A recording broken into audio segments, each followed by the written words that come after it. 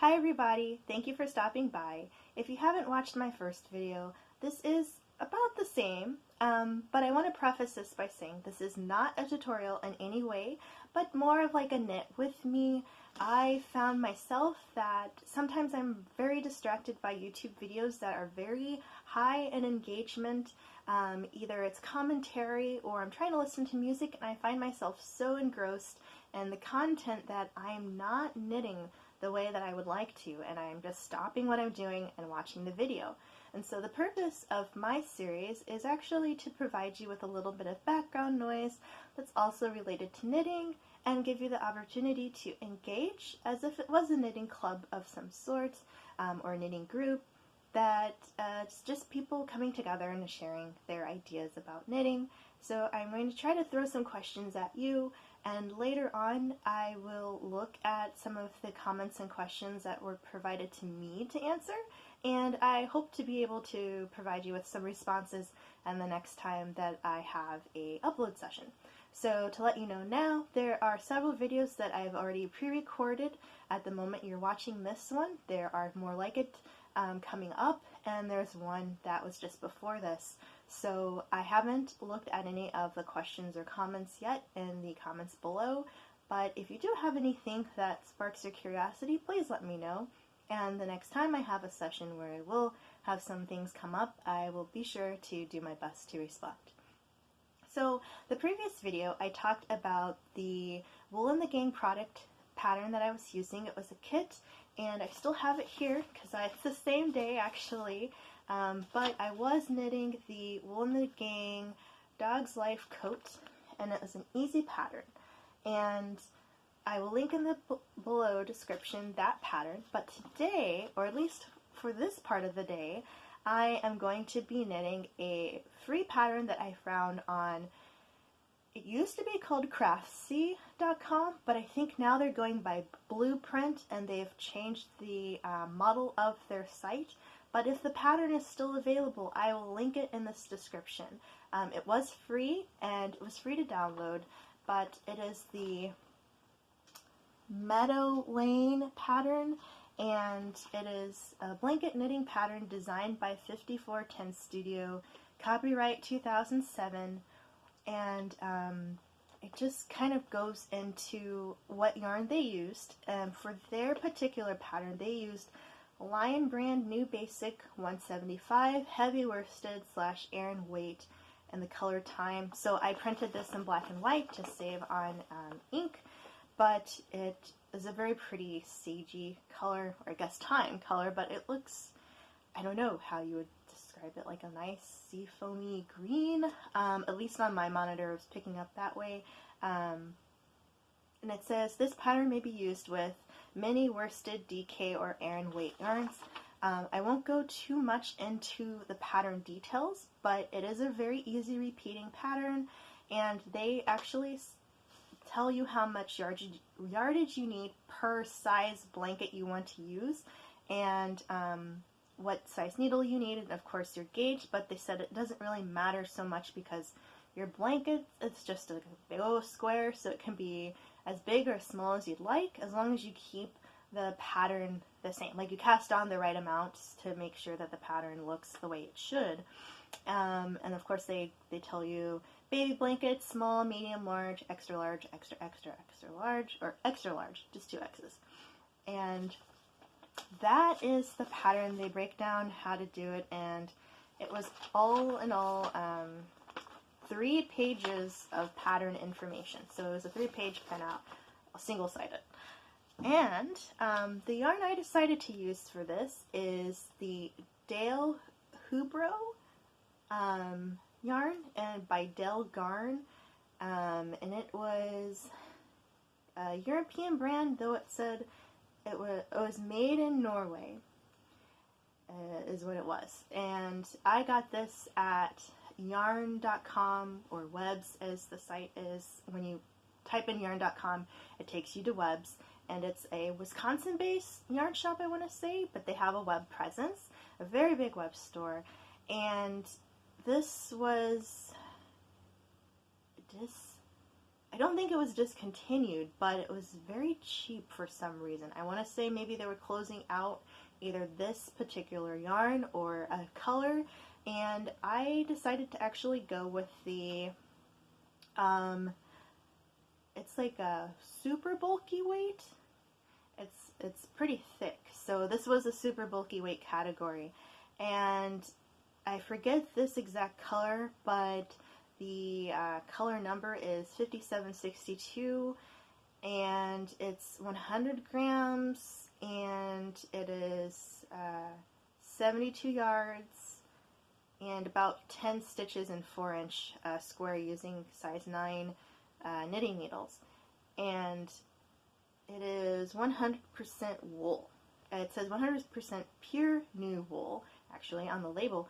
And if it's still in stock, or at least if that product line is still available, I'll link it in the description as well if you happen to want to use this yarn.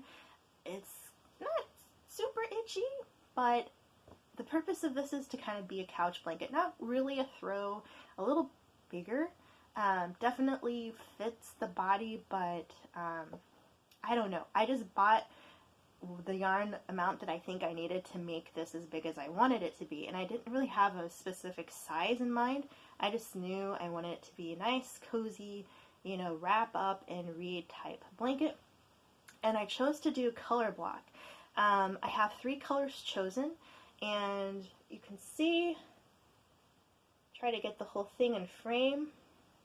Don't know what I'm looking at here, but it's about, it covers my lap. It doesn't cover to the floor with me sitting with my knees bent, but if it's hitting me right at the waist, like right where my legs bend to sit on a chair, it hits me right at my belly button, essentially, and it does not yet drape to the floor. It's hitting me about mid-shin. And so I have this purple, like amethyst color as one of the main blocks, and I actually ran out of that color when I was knitting and bought more, so I don't know if the camera picks it up, but there is a slight dye-lot variation, but it's not too bad. And thankfully, all of the groupings of yarn I had at the first purchase batch and then the second purchase batch are together, so it looks just like another color block section, if anyone was to look that hard at it. And then the second block is just this like stormy gray color. And then I'm going to knit that. I think I bought 6 balls of that. And then I have another 6 of a lighter gray, and depending on how we do, you may just see that gray part peek through later on in the series.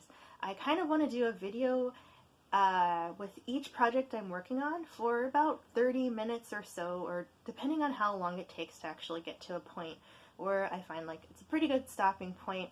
And then we can move on to another segment. But I have several projects that I'm working on, and in the earlier video I mentioned that what I'm working on now are holiday gifts that were either carryover from last holiday I didn't get to finish with my schedule, or they're new projects that I want to make sure are ready for sure for this upcoming holiday season.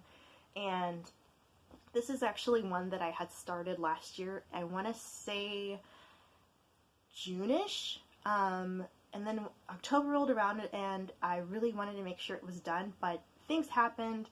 I kind of felt a little overwhelmed with all of the knitting projects I had, and I took a break from this one, and I ended up not being able to get it done in time. Obviously, I'm knitting it right now, and I got them an alternate gift, so I had backups, like plan A, knit, and then plan B is something else that I know they would like. So it all worked out, but I really want to make sure this is done for this season, blocked, washed, blocked, folded up nice and neat and ready to go in the mail to this family for the next holiday. So let me just begin.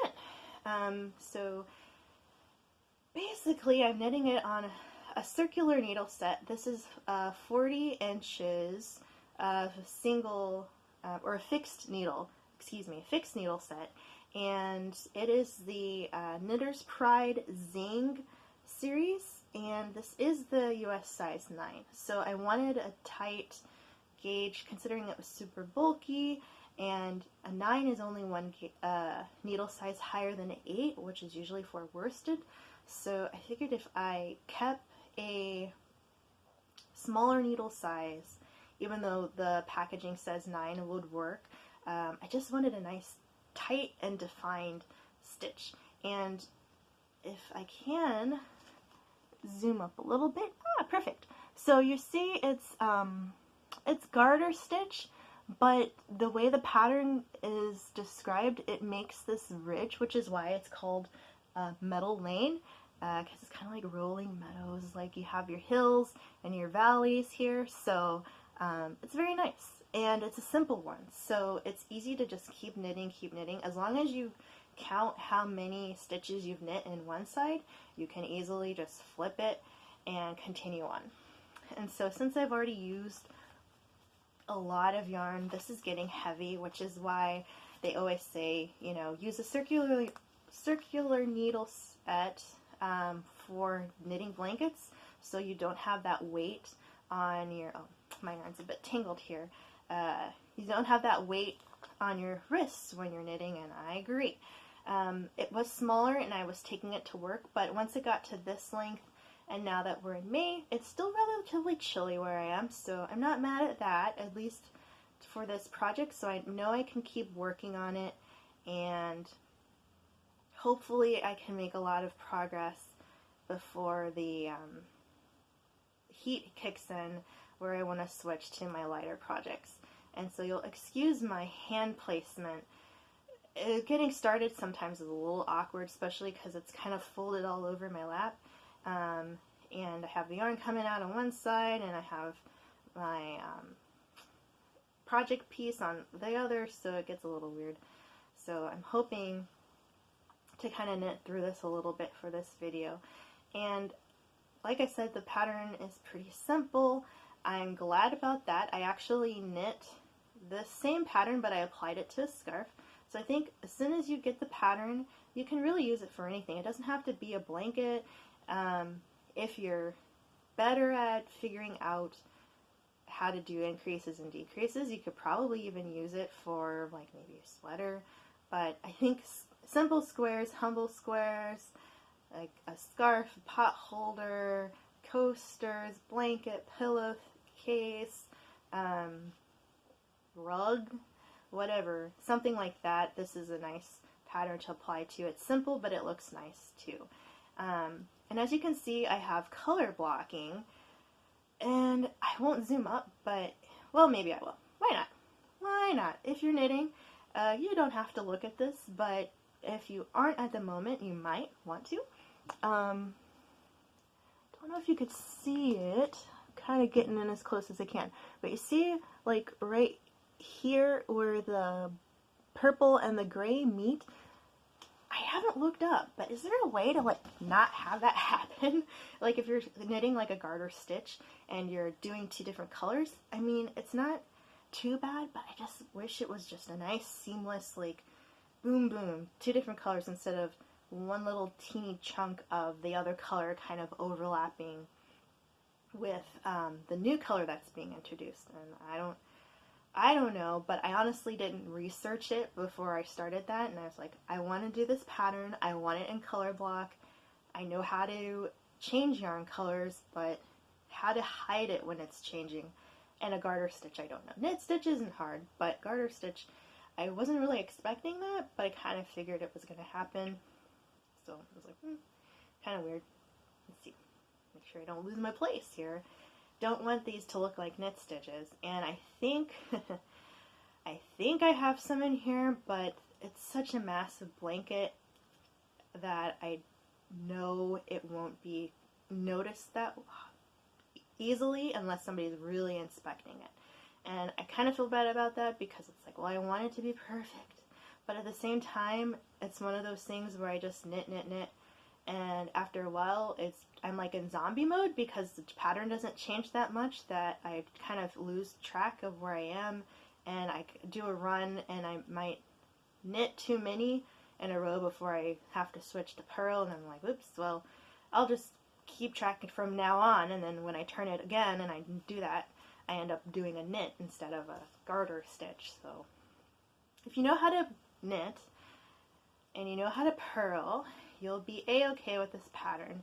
I just want to say you might want to start it out as a baby blanket if you get bored easily, or if you're like me, you have another project going, so maybe you do a few rows of this and then you move on to something else to kind of help pass the time if you kind of get in this monotonous journey with knitting. But at the same time, I do find it therapeutic. One thing I've enjoyed about knitting is that you kind of get in the zone, and it's really meditative, at least for me, though I am sitting here talking to you as a form of distraction or as a form to occupy your time while you're knitting, to kind of have like some background noise. But I do enjoy that background noise. I used to listen to music a lot at work, but I got a new job and it doesn't give me the opportunity to do that, and I really liked my previous job for the reason that I could listen to music, and it was just nice to kind of get in the mood, get focused, and have like something going on in the background to keep me stimulated. But, you know, things happen, things change, and you gotta adjust. So at least I have YouTube, at least I have you guys to talk to, so while I'm knitting, I can kind of stay focused in that way. Except for this pattern is presenting a challenge because I do have to remember where I am. Because if you do mess up, it's gonna look obvious if you continue to mess up, even though like once here and there isn't so bad, but if a whole row is off, that's a problem. So if you have to rip it out, you have to rip it out. And that brings up my next question. Excuse me, I'm tripping over my words. Have you had to rip out a piece? What happened where you found that you did have to do that? I haven't had to directly, but I was doing this other colorwork piece. I have two double knit scarves that I made for last holiday season, and I had the hardest time getting the pattern to look the way I wanted to that I ended up ripping it out, and I made like pretty substantial progress considering double knitting takes double the time because you're knitting, purling for each side. And if you haven't double knit before, I would say try it because you might actually like it. And I did like the finished look, but it took so much time. And it was funny because the first project I did double knit, I did them back to back, but it was a scarf, and I bought my yarn because I thought it was pretty, and I didn't realize it was like fingering. It might have been fingering. It was maybe sport weight or fingering, but it was very thin. It was very much thinner than worsted weight, and I'm like, man, this is taking forever. But I realized, like, wow, I picked a really thin yarn, and I have to commit because I want this project done. I like the colors, and it's double knit, so it's even longer because I'm not going to get as far lengthwise as I would if I had used worsted or bulky weight for the same thing. So I learned my lesson then, and for the second scarf that I did double knit, I chose worsted weight, and it went by so much faster. But I had to rip it out because the pattern that I designed a pattern myself, drew it out on graph paper, figured one stitch per block of graph paper, and it did not look the way I wanted it to. And that happened with the first one, but I was trying to make flower petals, and it ended up just being circles. So I didn't test that one out either, and it ended up not coming out the way I wanted it to, but it was still a nice scarf. And I committed, so I was like, I'm not ripping this out now, after I got this far in, before I realized what had happened. And then I was also learning how to switch colors, so I didn't realize, your needles, the stitches on your needle are active, so that's going to be the color that you're knitting next. Like, once those fall off, that's going to be the next row. So a lot of that pattern jumps between, like, how many rows of one color are different, because I was trying to, like, figure out how many rows of active stitches became, like, 5 rows of one color, and it was not a disaster, but it was definitely a learning experience, and I'm better for it now. But man, I was struggling a lot when I started that.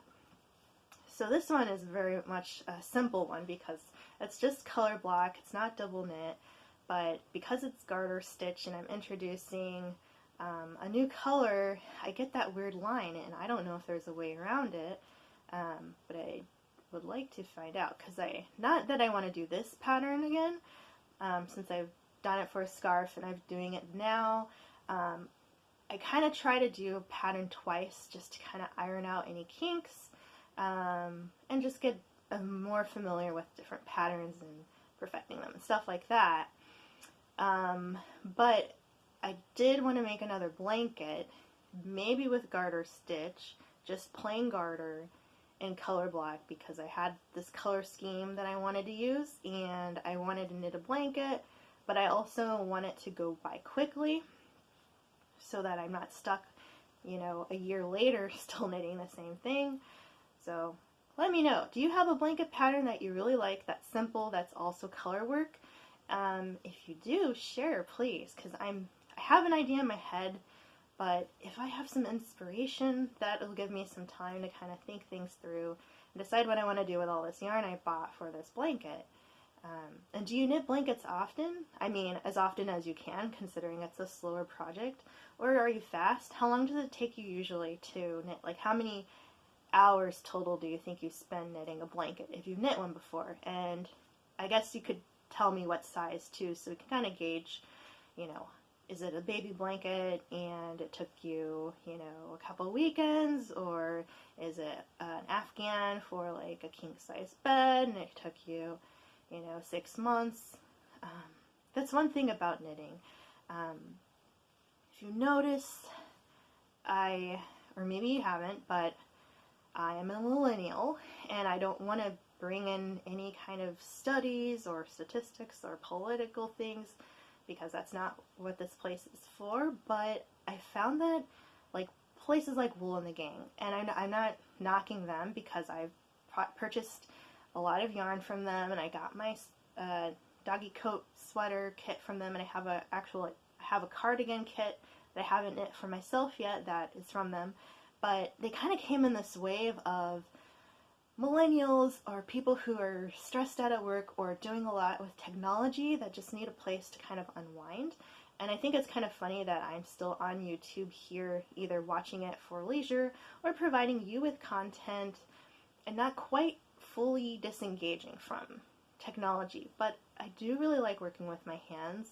I have a bachelor's in fine art with major in illustration, and though I don't use my degree for my career, I love to still work with my hands and create art. And most of that is very tactile, like I'm designing cards, holiday cards for friends and family, or I'm making wrapping paper, or I'm doing something like this, like knitting. And then I want to one day dabble in crochet and needlepoint. I have the little needlepoint kit that I haven't used yet, and just work with my hands, making something fun and creative. And even if it isn't my profession, I still want to keep it in my life. And I find that knitting is soothing in that way, that I can just kind of focus on, what are my hands doing? What am I making? I have this beautiful finished piece that I spent so much time on, and I get to show it off, and if I'm not wearing it, I'm giving it as a gift for somebody else to use, and it's just really rewarding in that aspect. Of course, like I said before, the finished product is amazing. It's so great to look at the progress I've made, but it's also so expensive. I wish I could afford to buy so much yarn, so much pretty yarn, and I wish I was better at it, and that'll come with time. I understand that. I got into knitting so late in my life, which it's never too late to pick up a hobby, try something new, but to think of people I know who are very, very skilled, who started when they were really little, how fast they are and how beautiful their work is. I'm like, man, it's really inspiring, and I really am like, okay, I just gotta stay focused, get better, work on my technique, watch videos so that I know how to do things better, and then push myself, because I can knit scarves, but are they basic? Is there color work? Are there intricate patterns? Is it lace? Oh, I have not knit anything lace yet, but that'll be one day down the line. I've seen some beautiful patterns that are lace, and I'm just so afraid of messing up, but you never know till you try. And if I had more patience, which I'm working on, I would actually knit a sample just to get a feel for it first, and then go in with the full project. Because a lot of them do have like a tension swatch where they knit and pattern for some part of the work. But there's so many beautiful things out there and so little time. So if I ever have the opportunity to dedicate more of my time to knitting, I definitely will, because I find it's definitely, I keep saying definitely, but it's very therapeutic, and there's something about it that's just so rewarding, and I'm sure you agree as well. So let me know in the comments, what do you find most enjoyable about knitting? Is it that you have your handiwork? Or, I know I asked before what you like most and what you like least, but the whole process of knitting, as far as start to finish, is it the yarn? Is it the tools you get to use? Is it the process of actually knitting? Is it the finished work? Let me know. I'm always so curious to find out what draws people to this. And how did you get started knitting? Was somebody sitting you down and said, okay, you're going to learn this? Was it through like a home ec class, or were you like me and just felt like this would be something fun to do, and then finally got bombarded with all of the new trending things and were like, okay, I'll start, and then realized like, yeah, I'm glad I did, because I should have 5 years ago and I didn't, and now that I am, I'm really glad I decided to take that step and try something new. Because at first, I thought, I'd always see people on TV, and it was a cartoon or something, and they just kind of like, like poking the needles together, and then something was coming out of the bottom. I'm like, But there's so much more to it, and it's just amazing, and it's so fun to talk to, like the ladies I knit with at work, in my little weekly knitting group, and just to kind of talk about different techniques and the different patterns that they're working on. So what are you working on? Let me know. And I'd love to find out so that we could talk about it more in the next one. So thank you so much for spending time with me, listening to me talk about my projects, and bearing with me while I work on this not very long blanket, but very heavy blanket. And hopefully at the next video, I'll get to show you another project that I'm working on. Alright, have a good one.